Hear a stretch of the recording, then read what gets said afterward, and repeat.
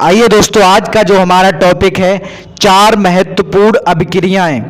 ये अभिक्रियाएं लगभग हर एक साल बोर्ड परीक्षा में पूछी जाती हैं। जैसा कि जो हमारी पहली अभिक्रिया दे रखी है, फिनॉल से एनिलीन कैसे प्राप्त करेंगे, अर्थात यानी कि फिनॉल से एनिलीन हम कैसे प्राप्त करेंगे। तो इसी प्रकार से हम अगर बेंजीन की संरचना की बात करें तो ये मान लीजिए बेंजीन की संरचना है, इसके ऊपर OH अर्थात जो है ये फिनॉल का सूत्र होता है, प्लस NH3 मतलब अमोनिया के साथ जब अभिक्रिया कराई जाती है, इसके ताप की बात करें 300 डिग्री सेल्सियस ताप पर, ठीक, तो क्या प्राप्त होता है, बेंजीन NH2 अर्थात ये बनेगा एनिलीन प्लस H2O मतलब जल। तो हमने बताया था फिनॉल के साथ जब अभिक्रिया कराई जाती है तो ये क्या प्राप्त होता है, एनिलीन प्राप्त होता है।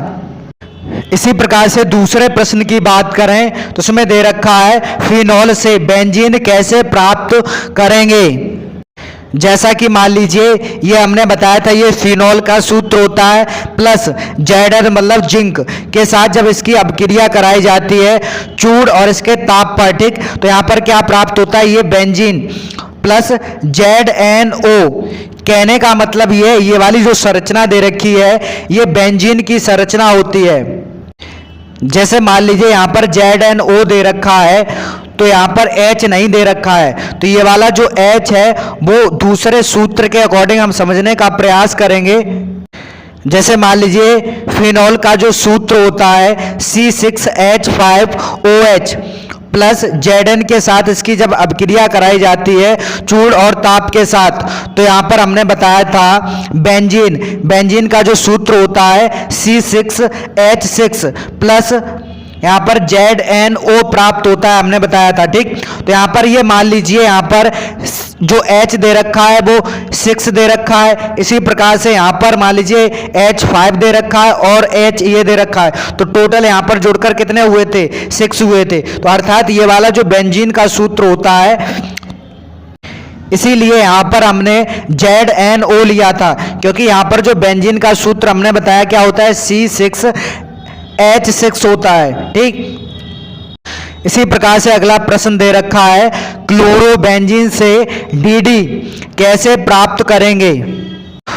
तो यहाँ पर हमें सबसे पहले क्लोरल लेना पड़ेगा। क्लोरल का जो सूत्र होता है CCl3CHO प्लस, इसे हम दो अणुओं में यहाँ पर लिखेंगे, तो यहाँ पर लिखेंगे HC6H4Cl, इसी प्रकार से यहाँ पर लिखेंगे HC6H4Cl।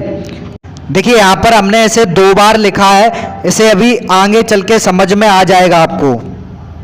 तो इसकी जब अभिक्रिया कराएंगे सांद्र H2SO4 और यहाँ पर माइनस के H2O, कहने का मतलब यहाँ पर 2 H दे रखे हैं तो यहाँ पर H2 हो गया, और ये O दे रखा है तो यहाँ पर क्या हो गया, O हो गया। तो यहाँ पर जो प्राप्त होगा CCl3CH, तो यहाँ पर लिखेंगे C6H4Cl और यहाँ पर लिखेंगे C6H4Cl।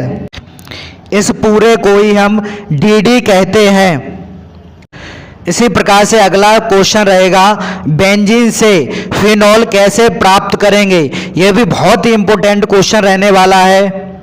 तो जैसा कि हमने बताया था ये बेंजीन की संरचना होती है, इसकी जब रिएक्शन कराई जाएगी Cl2 मतलब क्लोरीन और आयरन से मतलब Fe से, तो यहाँ पर जो प्राप्त होगा क्लोरोबेंजीन। तो यहाँ पर ये जो संरचना दे रखी है ये क्लोरोबेंजीन की संरचना होती है।